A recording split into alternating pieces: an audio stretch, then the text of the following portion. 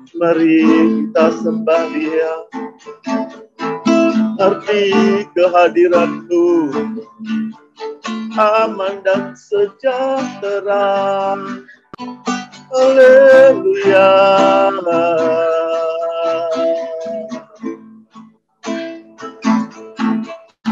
Terima kasih Tuhan. Terima kasih ya Bapa. Terima kasih. Kami bersyukur untuk kasih setia-Mu. Kami bersyukur untuk perlindungan-Mu. Haleluya. Terima kasih untuk kebaikan-Mu. Terima kasih. Terima kasih. Engkau baik. Haleluya.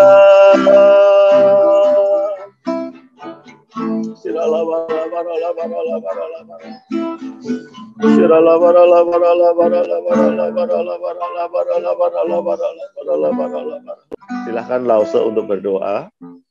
Terima kasih Pak Gem. Tuhan Yesus, kembali setelah seminggu kami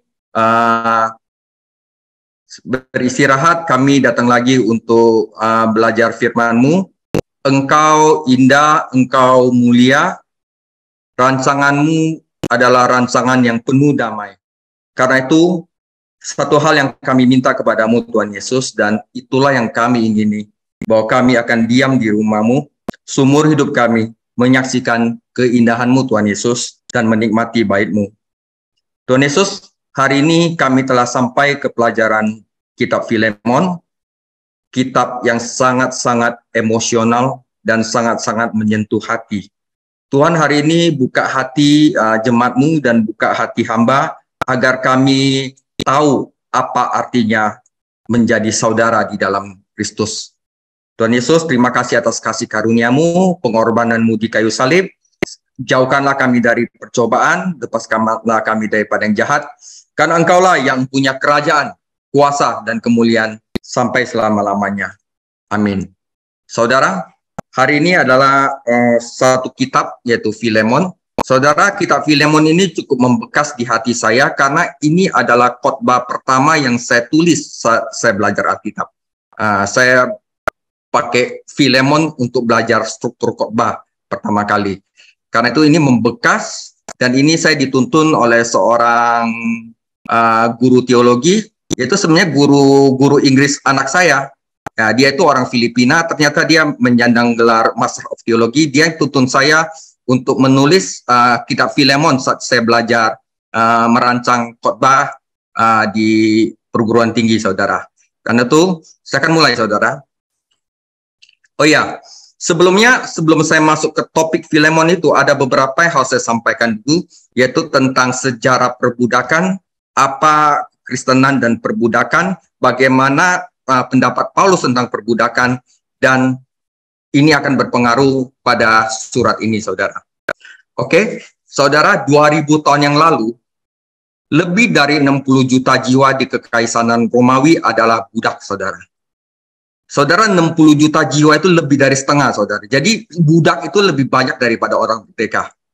Kemudian datanglah seseorang yang memberitahu para pengikutnya, kamu hanya memiliki satu Tuhan dan kalian semua adalah saudara. Orang yang mengatakan ini tidak langsung memulai pemberontakan terhadap perbudakan. Dia tidak mengubah masyarakat dalam semalam. Dia adalah Tuhan Yesus. Tuhan Yesus adalah kabar baik bagi para budak. Cara dia bekerja adalah dia bekerja dengan mengubah hati manusia melalui firman-Nya. Dimanapun firman Tuhan Yesus tersebar, yang rendah akan diangkat dan institusi perbudakan dilemahkan. Tuhan Yesus telah menjadi pengubah dunia dalam banyak hal, dan dalam hal perbudakan adalah harapan untuk kemerdekaan. Jutaan orang yang sekarang menikmati kebebasan di belahan dunia, saudara, mungkin masih menjadi budak jika bukan karena pengaruh firman Kristus pada dunia. Perbudakan telah mendarah daging hampir di mana-mana di dunia. Namun, dalam perbudakan akan layu ketika ada firman Yesus Kristus berakar dan tumbuh di hati manusia. Saudara, tidak semua orang yang mengaku mengikuti Yesus menerima pesannya. Beberapa mencoba untuk mempertahankan perbudakan dalam nama Tuhan Yesus dan menekankan superioritas mereka sendiri atas orang lain daripada menganggap mereka sebagai saudara di dalam Kristus. Tetapi dimanapun para pengikut setia Tuhan Yesus yang menganggap dia sebagai satu-satunya guru sejati mereka dan satu sama lain sebagai saudara mereka, segalanya akan berubah, saudara. Budak tidak lagi melihat diri mereka sebagai orang yang tidak berharga.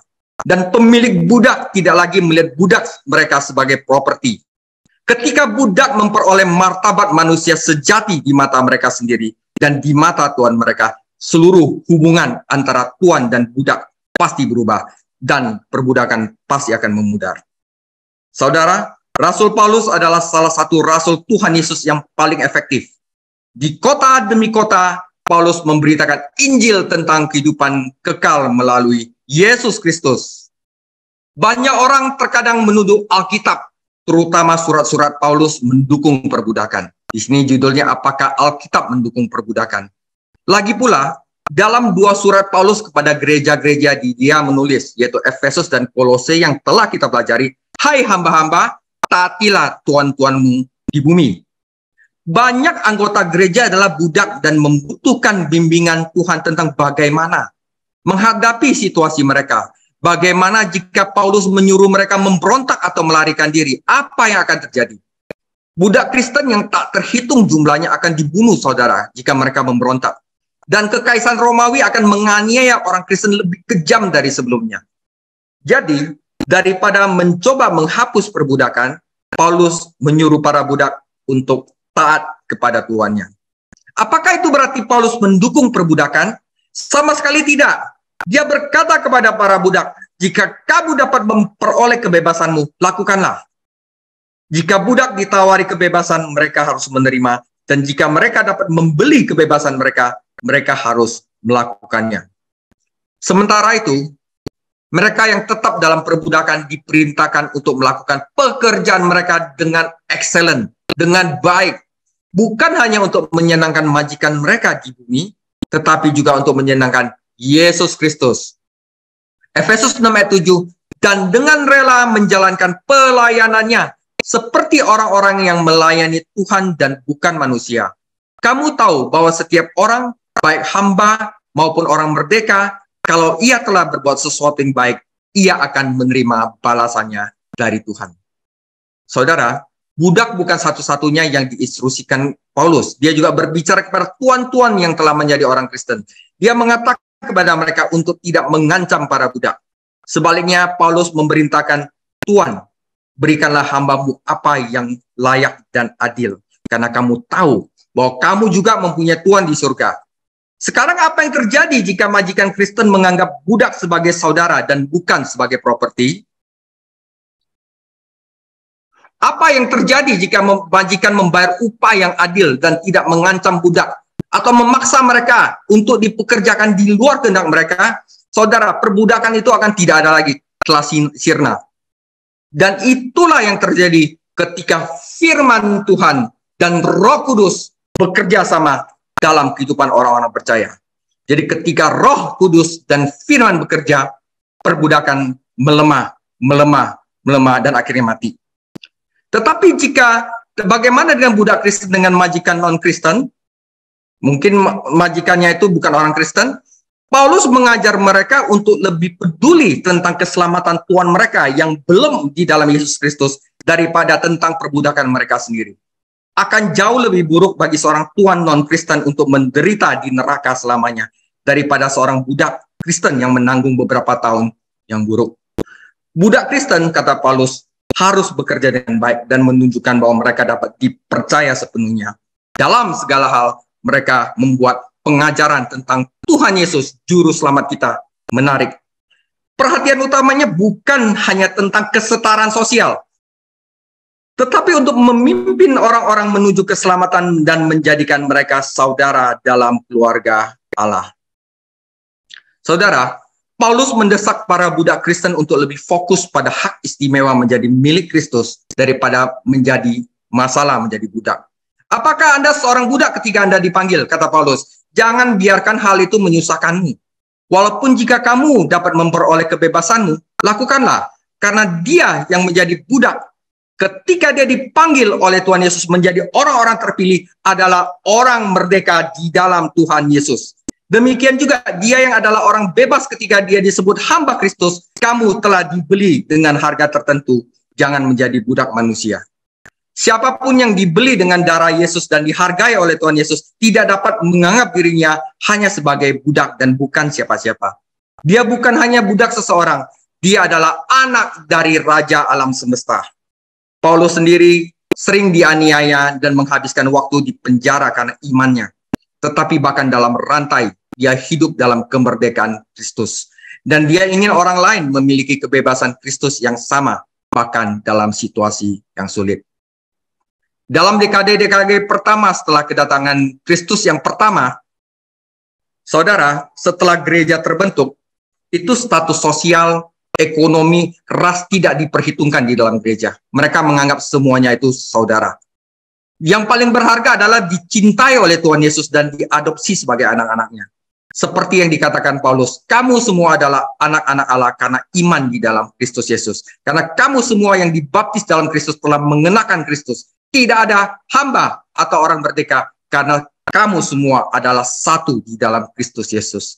Sebab kita telah dibaptis oleh satu Roh Kudus menjadi satu tubuh. Entah budak atau orang merdeka. Ini bukan hanya pikiran Paulus sendiri. Mereka diungkapkan oleh Allah dan mencerminkan pikiran Yesus Kristus. Saudara, Yesus Kristus tidak menggulingkan institusi perbudakan dengan kekerasan. Dia mengubah hubungan Tuhan dan hamba melalui kasih, saudara. Dan disinilah kitab Filemon ini menjadi menarik. Nah, oke, kita telah masuk ke dalam kisah dari dua kota. Paulus di Roma dan Filemon di Kolose. Paulus adalah seorang tahanan di Roma, dan pria yang dituntunnya kepada iman kepada Yesus, Filemon, ada di Kolose. Dan hubungan di antara mereka adalah seorang budak yang melarikan diri bernama Onesimus. Detailnya tidak jelas, tetapi tampaknya Onesimus merampok tuannya Filemon dan melarikan diri ke Roma, berharap dia ditelan di kota metropolitan yang ramai. Tetapi dalam pemeliharaan Allah, dia bertemu Paulus dan bertobat. Saudara, di Kekaisaran Romawi, seorang budak yang melarikan diri dapat dihukum mati. Tetapi ini tidak terjadi pada pelarian ini. Paulus mencintai Onesimus seperti anak sendiri. Tetapi dia mengirimnya kepada tuannya Filemon yang juga dicintai oleh Paulus. Dua-duanya adalah saudara Paulus di dalam Kristus. Paulus mengirimi Filemon surat nasihat sekaligus syafaat, permohonan tentang apa yang harus dilakukan Filemon dengan Onesimus. Paulus mengatakan kepada Filemon untuk menerima kembali Onesimus bukan lagi sebagai budak, tetapi sebagai saudara yang terkasih. Jauh saudara dari budak menjadi saudara. Nah, Filemon menerima nasihat Paulus dan menyimpan surat itu sampai sekarang dapat kita pelajari saudara. Kita itu sebenarnya lagi ngintip suratnya orang lain. Sehingga orang lain dapat membacanya sebagai bagian dari firman Tuhan dan merasakan dampaknya. Nasihat Paulus adalah untuk menerima Onesimus bukan lagi sebagai budak tetapi sebagai saudara kekasih. Ini sesuai dengan prinsip Tuhan Yesus. Kamu hanya memiliki satu Tuhan dan kamu semua adalah saudara. Bersama dengan surat kepada jemaat di Kolose, surat ini dibawa ke Kolose oleh Tikhikus dan Onesimus yang telah kita pelajari di Kolose 4 ayat 7-9. Inti dari surat Paulus kepada Filemon adalah persekutuan yang datang dari rekonsiliasi. Filemon si pemilik budak dan Onesimus si budak yang melarikan diri, keduanya telah didamaikan dengan Allah melalui pelayanan Paulus. Surat Paulus kepada Filemon adalah permohonan agar milik budak dan budak itu berdamai satu sama lainnya. Mengingat hubungan mereka yang dipulihkan dengan Tuhan, persekutuan kasih harus berkembang di antara mereka berdua. Nah, saudara, ini penting arti nama Filemon dan Onesimus. Filemon artinya adalah kasih persaudaraan. Nama Filemon ini benar-benar artinya kasih persaudaraan karena diambil dari kata phileo, yaitu kasih persaudaraan. Nah, saudara, di dalam Alkitab itu ada 4 macam kasih. Yang pertama adalah eros, yang kedua adalah storge, yang ketiga ada phileo, yang keempat adalah agape. Eros itu kasih romantis, kasih seksual. Storge itu adalah kasih keluarga yang berasal dari kasih natural karena mereka adalah anggota keluarga. Dan phileo itu adalah kasih persaudaraan, ya, di mana teman adalah sedekat dengan saudara di dalam kekuatan dan masa. Jadi kata Filemon itu artinya kasih persaudaraan, ya. Dan terakhir adalah agape, yaitu kasih tanpa pamrih, adalah seperti yang Tuhan Yesus mengasihi kita, yang apapun kejelekan kita, apapun dosa kita, dia tetap mengasihi kita. Itu adalah agape. Dan Onesimus, saudara, mempunyai arti adalah menguntungkan, berguna. Jadi nanti akan memainkan peranan penting di dalam ayat-ayat berikutnya. Jadi phileo dan Onesimus. Nah, jadi Filemon artinya kasih persaudaraan, ya. Nah, saudara, kita mulai bagian pertama dari Filemon, yaitu Filemon 1 ayat 1 sampai 7, salam dan doa. Perhatikan setiap kata-katanya karena setiap kata-kata di sini berharga, saudara. Filemon 1 ayat 1 dari Paulus, seorang hukuman karena Kristus Yesus, dan dari Timotius, saudara kita, kepada siapa? Kepada Filemon yang terkasih, teman sekerja kami, dan kepada Apfia, saudara perempuan kita, ini istri Filemon, dan kepada Agripus, teman seperjuangan kita, dan kepada jemaat di rumahmu. Jadi di rumah Filemon itu majelisnya ada Filemon, Apfia, dan Agripus. Ini pendeta atau anaknya Filemon, kita nggak tahu. Kasih karunia dan damai sejahtera Allah Bapa kita dan dari Tuhan Yesus Kristus menyertai kamu. Aku mengucap syukur kepada Allahku setiap kali aku mengingat engkau dalam doaku. Karena aku telah mendengar tentang kasihmu kepada semua orang kudus dan imanmu kepada Tuhan Yesus. Kasih dan iman, saudara. Aku berdoa agar persekutuanmu di dalam iman turut mengerjakan pengetahuan akan yang baik di antara kita untuk Kristus. Ini adalah untuk memulai pengetahuan yang baik akan Kristus yang akan Filemon jabarkan di bawah. Dari kasihmu sudah kuperoleh kegembiraan besar dan kekuatan, sebab hati-hati orang kudus telah kau hiburkan, saudaraku. Nah, cara Paulus menulis ini indah sekali, saudara. Nah, saudara, salam dan doa Paulus. Paulus tidak mendirikan gereja di Kolose, juga tidak mengunjunginya. Tampaknya gereja dimulai sebagai hasil dari pelayanannya di Efesus, dan Epapras adalah pendeta pendirinya. Jadi jemaat bertemu di rumah Filemon dan Apfia istrinya. Beberapa orang menganggap bahwa Agripus adalah putra mereka, tetapi ini tidak pasti. Dia mungkin penatua yang menggantikan Epapras, yang dengan sukarela pergi ke Roma untuk membantu Paulus dalam penjaranya. Jika ini benar, maka akan menjelaskan nasihat keras Paulus kepada Agripus dalam Kolose 4 ayat 17, sebuah surat yang ditulis untuk seluruh gereja di Kolose. Dalam salamnya, Paulus mengungkapkan kasihnya kepada teman-teman Kristennya, dan dia mengingatkan mereka bahwa dia adalah seorang tawanan bagi Yesus Kristus. Timotius termasuk dalam salam meskipun beban surat itu dari hati Paulus ke hati Filemon. Pelayanan Paulus adalah kerja tim, dan dia sering memasukkan nama rekan-rekannya ketika dia menulis suratnya. Dia suka menggunakan istilah rekan sekerja.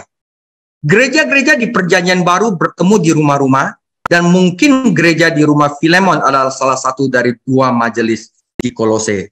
Kolose itu ada 2 majelis. Satu di Laodikia, satu di Kolose, dan di Hierapolis pun sedang muncul bibit-bibit gereja.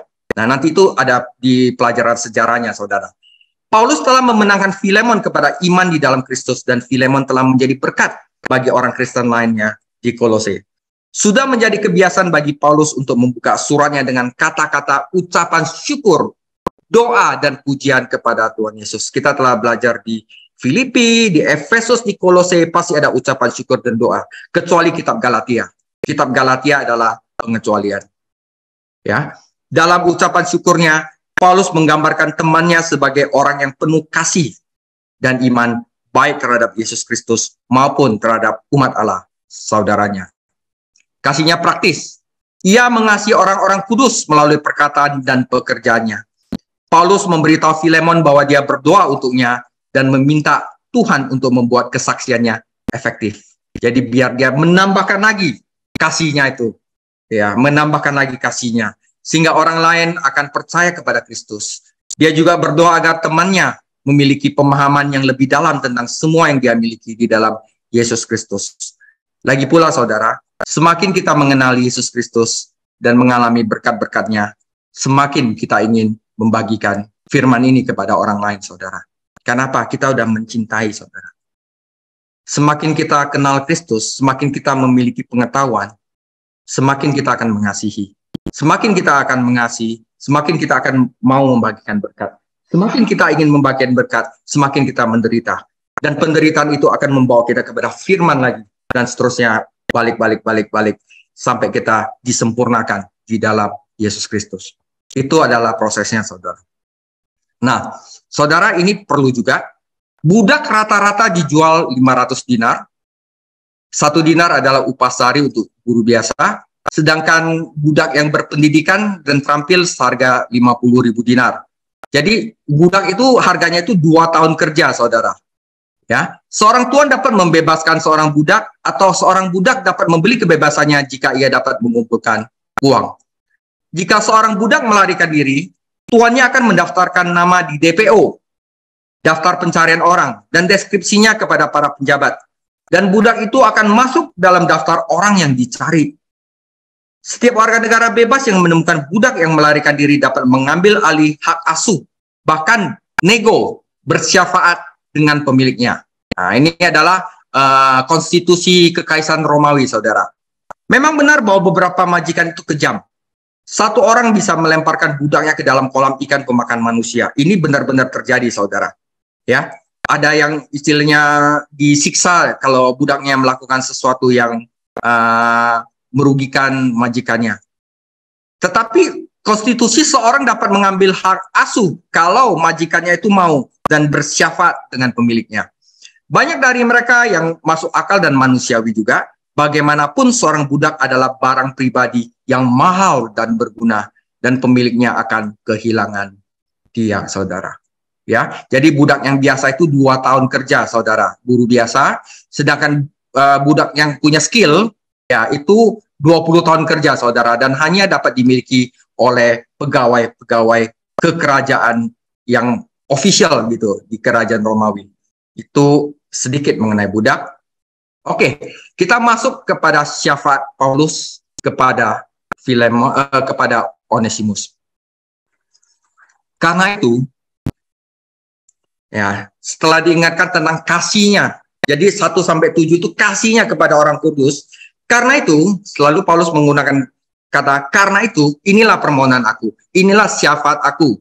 Ya, sekalipun di dalam Kristus aku mempunyai kebebasan untuk memerintahkan kepadamu apa yang harus engkau lakukan, tetapi mengingat kasihmu itu lebih baik aku memintanya daripadamu. Aku, Paulus, yang sudah menjadi tua, lagi pula sekarang dipenjarakan karena Kristus Yesus, mengajukan permintaan kepadamu mengenai anakku yang kudapat selagi aku dalam penjara, yakni Onesimus. Dahulu memang dia tidak berguna bagimu, tetapi sekarang sangat berguna baik bagimu maupun bagiku. Dia kusuruh kembali kepadamu, yaitu dia siapa? Buah hatiku. Sebenarnya aku mau menahan dia di sini sebagai gantimu untuk melayani aku selama aku dipenjarakan karena Injil. Tetapi tanpa persetujuanmu, aku tidak mau berbuat sesuatu. Supaya yang baik itu jangan engkau lakukan seolah-olah dengan paksa, melainkan dengan sukarela.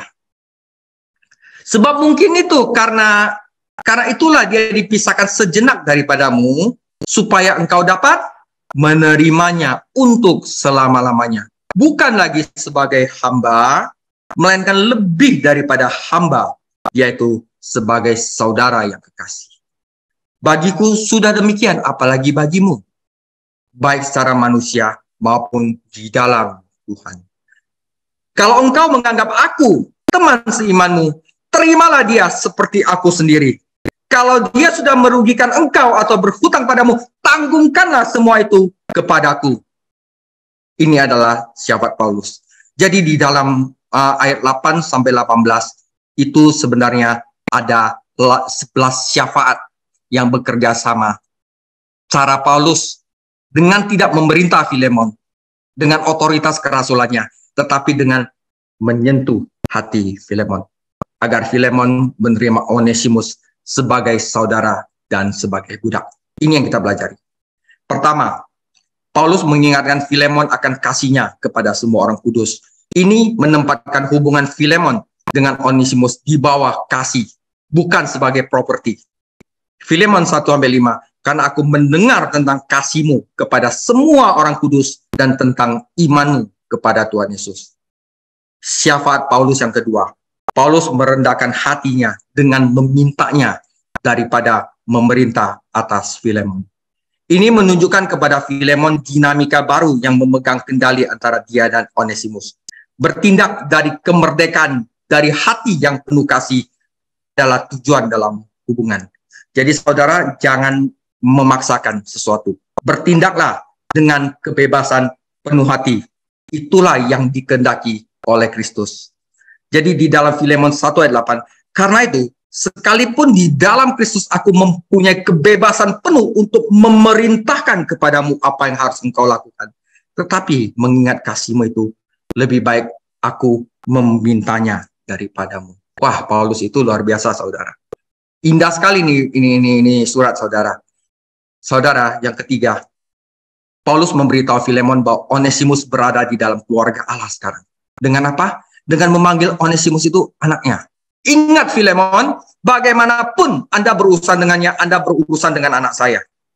Filemon 1:10 mengajukan permintaan kepadamu mengenai anakku yang kudapat selagi aku di dalam penjara, yaitu Onesimus. Yang keempat, saudara, Paulus menulis bahwa Onesimus itu menguntungkan bagi Paulus dalam pelayanan di Roma. Berguna.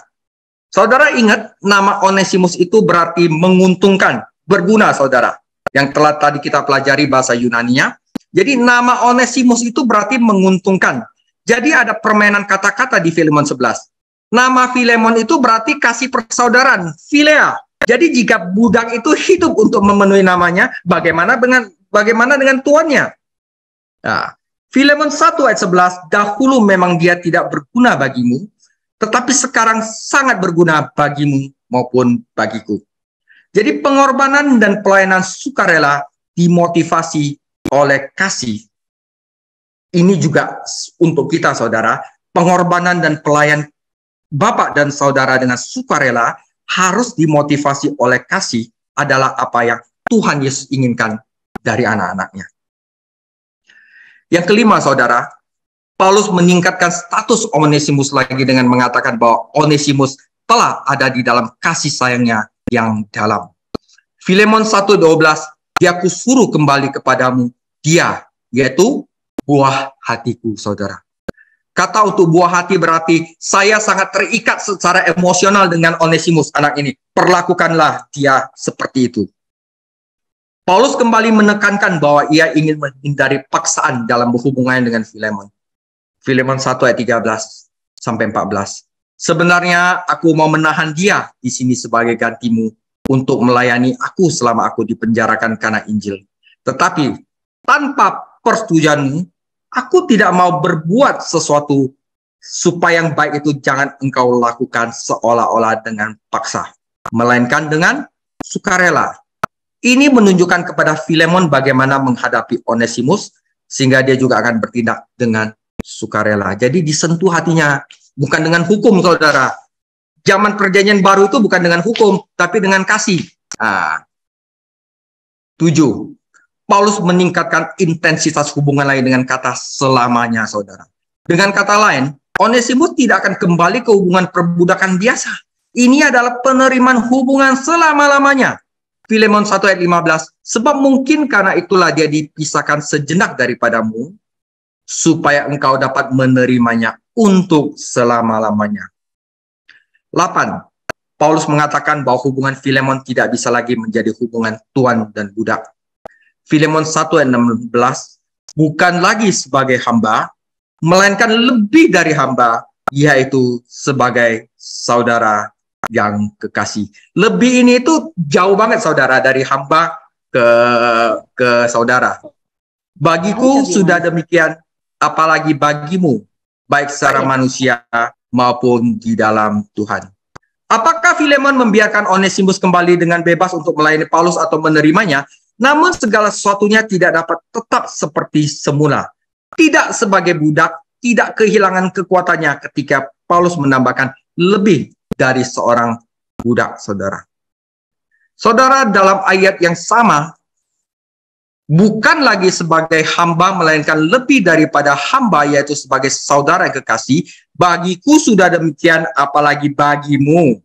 Apalagi bagimu. Bagiku aja sudah sebagai saudara, apalagi sebagaimu, Filemon. Baik secara manusia maupun di dalam Tuhan. Paulus menyebut Onesimus sebagai saudara. Filemon yang terkasih, ini adalah hubungan yang menggantikan budak, yaitu saudara yang terkasih. Paulus juga menunjukkan bahwa Onesimus berada bersama Filemon di dalam Tuhan. Identitas Onesimus sekarang sama dengan Filemon, yaitu mereka ada di dalam Tuhan Yesus. Yang ke-10, Paulus memberitahu Filemon untuk menerima Onesimus seperti dia menerima Paulus. Kalau engkau menganggap aku temanmu seiman, terimalah dia seperti aku sendiri. Ini mungkin sekuat apa yang dia katakan, Filemon, bagaimana Anda melihat saya, bagaimana Anda memperlakukan saya, bagaimana Anda berhubungan dengan saya, dan bagaimana Anda menerima seperti saya. Perlakukanlah mantan budakmu itu dan saudara baru Anda seperti itu. Seperti ia memperlakukan Paulus. Yang terakhir, saudara, Paulus berkata kepada Filemon bahwa dia akan menanggung semua hutang Onesimus. Filemon tidak diragukan lagi akan menjadi malu dengan hal ini. Jika dia memiliki pemikiran untuk menuntut pembayaran kembali dari saudara barunya karena Paulus ada di penjara, dia yang hidup dari pemberian orang lain, Filemonlah yang seharusnya menyiapkan kamar tamu untuk Paulus.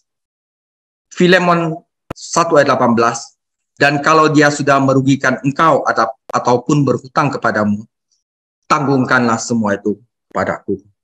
Wah, saudara, ini surat indah sekali, saudara. Dan kita semua bisa belajar untuk tidak bersikap keras kepada saudara kita.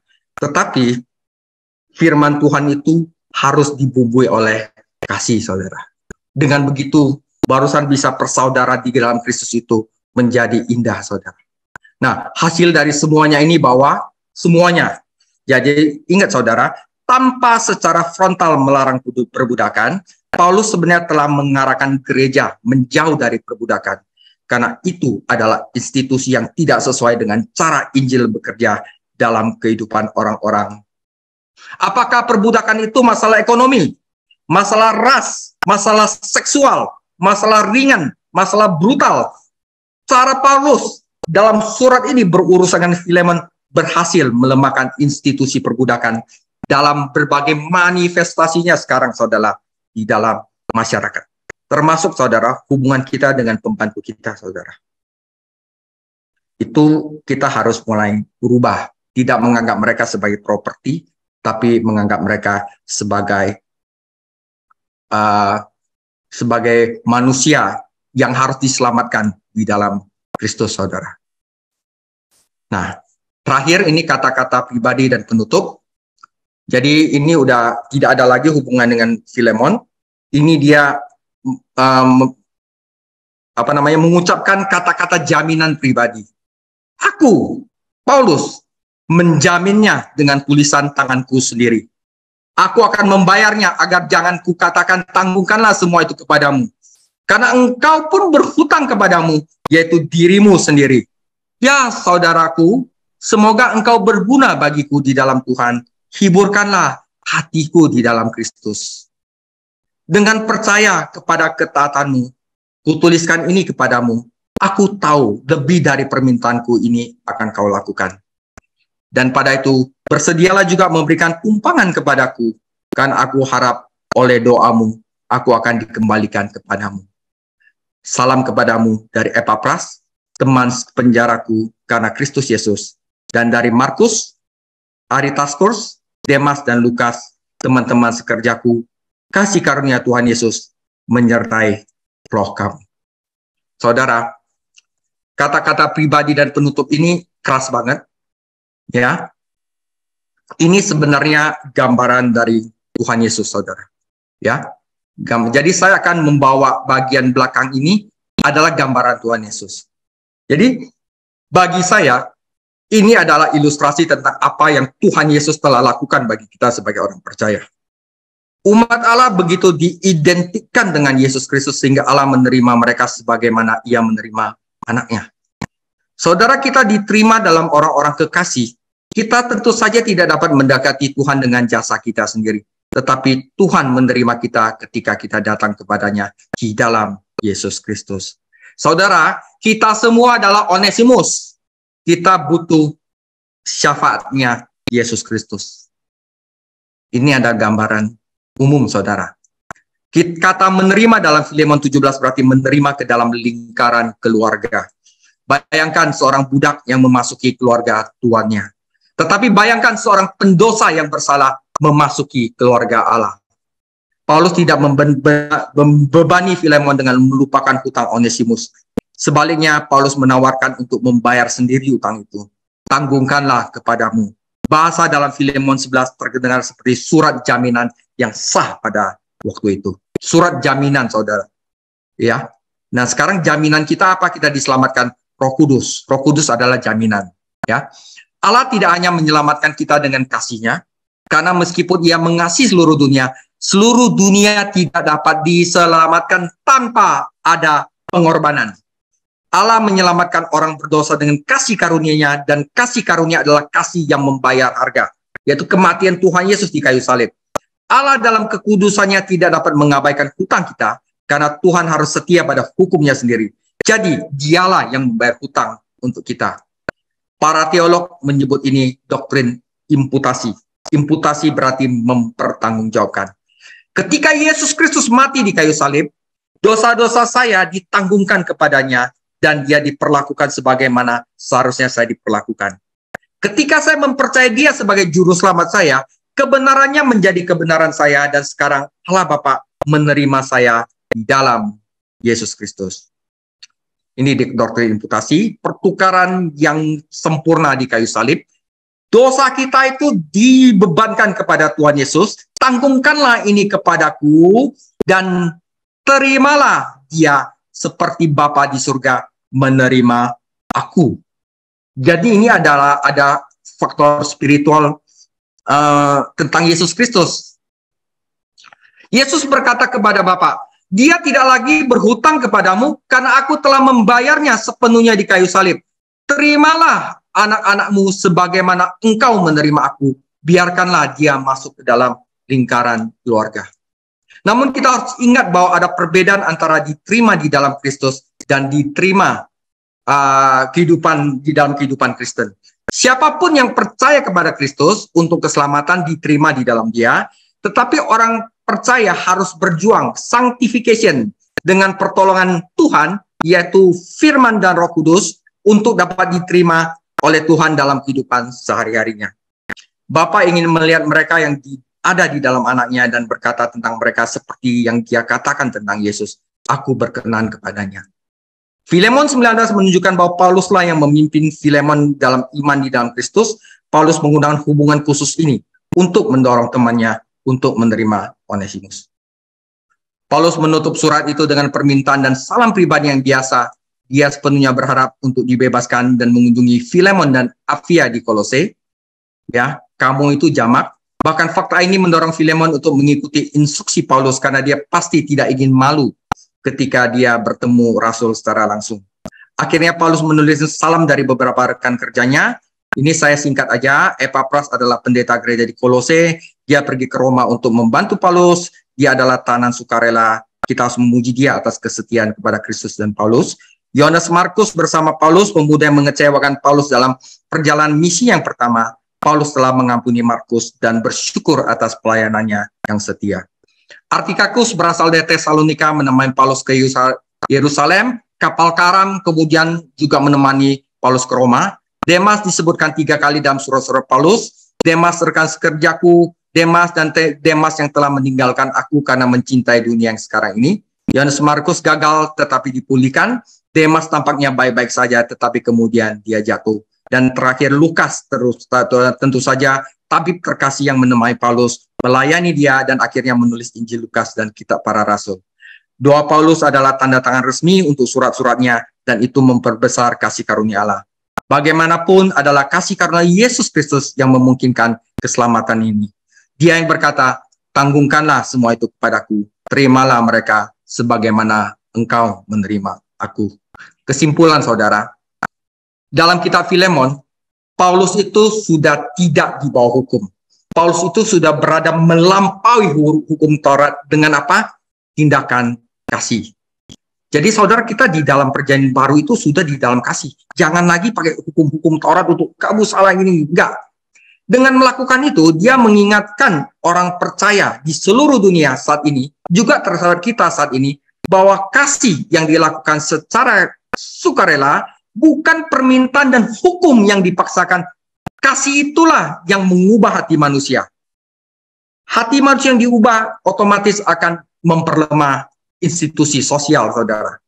Kebenaran terdalam yang muncul dari Filemon adalah bahwa apa yang penting di tengah-tengah semua keadaan sosial kita yang berbeda-beda, mungkin dengan problematik sosial yang berbeda-beda, yang penting adalah wilayah baru di mana orang percaya telah mendengar dan menerima Injil yang diberitakan di wilayah tersebut. Saudara, karena hanya Injil Yesus Kristus yang dapat mengubah hati manusia, sehingga bila hati manusia itu diubahkan, itu akan berdampak pada institusi sosial, saudara. Jadi kalau pertama-tama Paulus itu menghancurkan perbudakan, revolt. Kenapa? Hati manusia itu belum diubahkan. Pertama-tama itu hati manusia harus diubahkan dulu, barusan itu bertambah pada institusi sosial. Saudara, persatuan kita dengan Kristus dan demikian dengan semua orang juga yang ada di dalam dia melampaui semua hambatan budaya dan sosial. Kita harus bekerja sama, bekerja dengan rajin untuk mengakhiri semua bentuk modern dari institusi sosial yang tidak adil seperti perbudakan. Tetapi kita melakukannya dengan pengetahuan bahwa bahkan sistem sosial terbaik pun tidak dapat memberikan kedamaian sejati jika Kristus Yesus tidak hadir. Dan bahkan sistem sosial terburuk pun tidak dapat mengambil sukacita jika Yesus Kristus hadir. Tuhan Yesus Kristus pernah berkata, jikalau kamu tetap dalam firman-Ku, kamu benar-benar adalah murid-Ku, dan kamu akan mengetahui kebenaran, dan kebenaran itu akan memerdekakan kamu. Yohanes 8:36, jadi apabila anak itu memerdekakan kamu, kamu pun benar-benar merdeka. Saudara, memang Tuhan Yesus berbicara pertama-tama tentang pembebasan dari perbudakan dosa. Apakah Anda percaya Tuhan Yesus sebagai juru selamat Anda dan bertobat dari dosa-dosa Anda? Itulah yang paling kita butuhkan. Pembebasan dari dosa, pembebasan dari rasa malu, pembebasan dari belenggu kejahatan di dalam diri kita, dan kebebasan untuk hidup dalam sukacita pengampunan dan hidup yang kekal. Tetapi dampaknya itu tidak hanya itu saja, saudara. Dengan hati kita yang telah diubahkan, dengan hati kita sudah merdeka dari dosa, ketika Kristus membebaskan individu dari dosa, dampak itu akan bergejolak di dalam seluruh lapisan sosial masyarakat dan bangsa. Dan dimanapun orang percaya kepada Yesus Kristus dan memperhatikan ajarannya, kamu hanya memiliki satu Tuhan dan kamu semua adalah saudara. Maka tatanan sosial yang egois akan berubah dan perbudakan akan hilang, diskriminasi akan mati.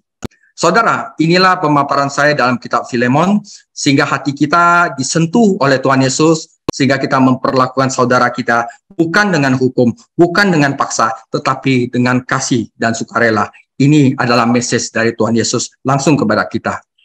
Saudara, saya akan prelude sedikit kitab Tesalonika.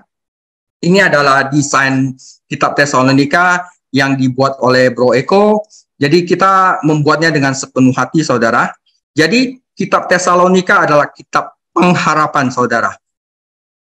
Efesus, Filipi, Kolose, Filemon adalah kitab kasih. Tesalonika adalah kitab pengharapan. Maka judul besar saya adalah Hope of the Gospel, pengharapan akan Injil Yesus Kristus. Nah, di sini ada lingkaran itu, saudara. Lingkaran itu berarti adalah pengharapan. Pengharapan pertama itu ketika Tuhan Yesus memberikan pelangi. Itu setengah busur, saudara. Tetapi pengharapan penuh di surga itu bukan setengah busur, tapi busur full. Itu ada di Wahyu 5 nanti. Jadi dua lingkaran ini adalah artinya pengharapan yang sempurna. Dan saya kasih bunga-bunga ini seakan-akan ini adalah pernikahan anak domba, perkawinan anak domba. Karena di dalam Tesalonika itu sebenarnya kita mempunyai dua tema, yaitu doktrin eskatologi, yaitu doktrin kedatangan Tuhan Yesus yang kedua. Saudara, tema yang paling menonjol dalam 1 Tesalonika adalah kedatangan Yesus yang kedua kali. Dideskripsikan bagaimana itu rapture, bagaimana itu keadaan akhir zaman.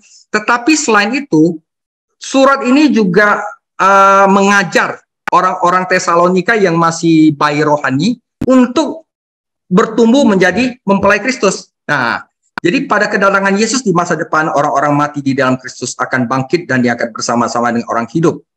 Nah, saudara, mereka yang ditakdirkan untuk berpartisipasi sebagai orang kudus pada kedatangan tujuan harus kudus dan tidak bercacat. Nah, inilah bagaimana Paulus menulis surat 1 Tesalonika agar orang-orang di Tesalonika itu menjadi mempelai yang kudus dan tidak bercacat sambil menunggu kedatangan Tuhan Yesus yang ketiga kali, yang setia akan menghasilkan kekudusan dalam hidup-hidup orang yang dipanggilnya. Ya, ini sama. Ya, jadi sebentar 5 menit ya. Paulus dan Silas itu mengambil jalan melalui Amphiopolis dan Apolonia dan tiba di Tesalonika. Di situ ada sebuah rumah ibadat Yahudi.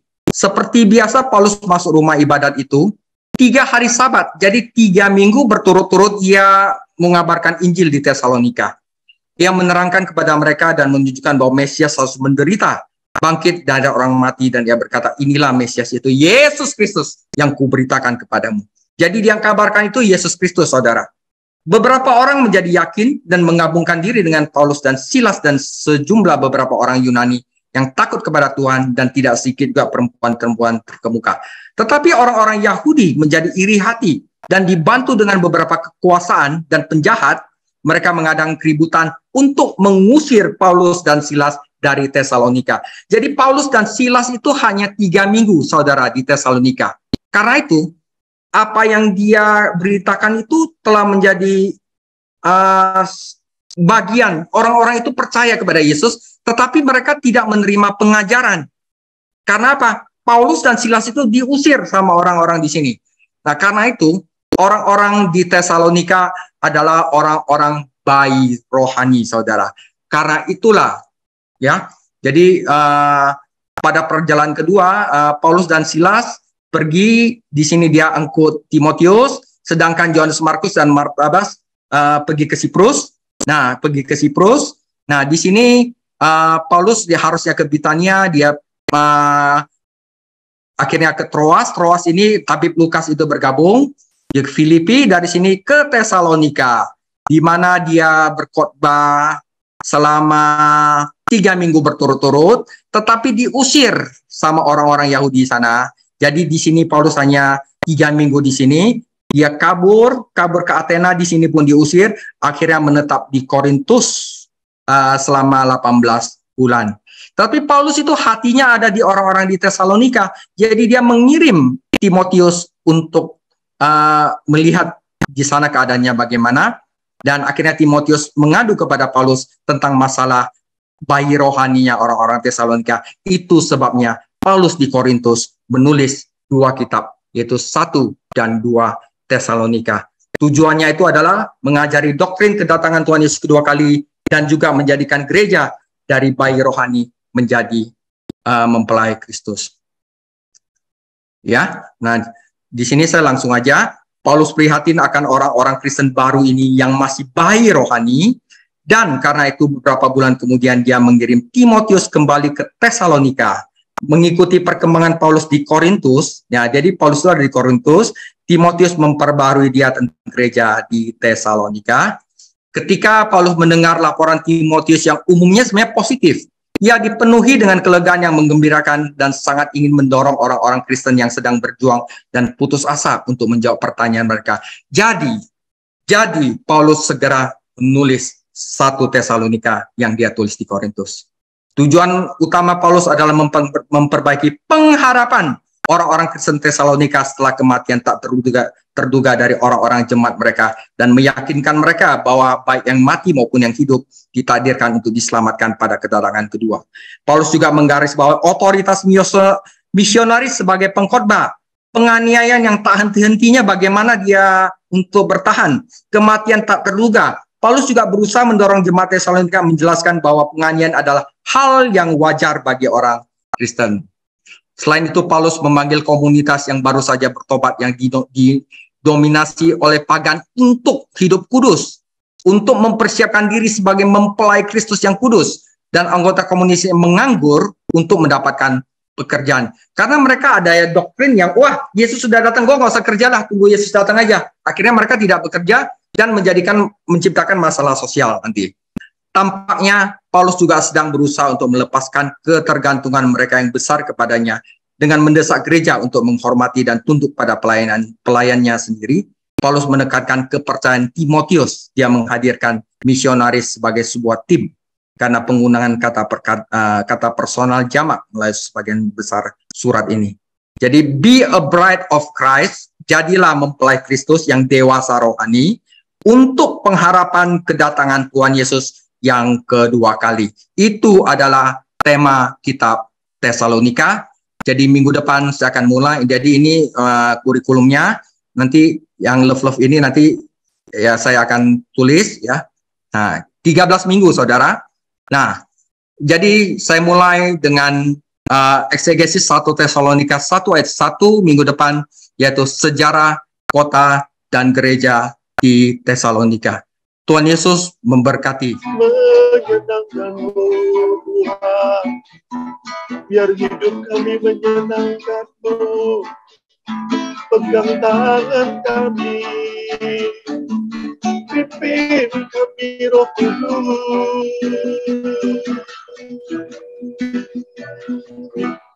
Bapak, terima kasih malam hari ini kami boleh belajar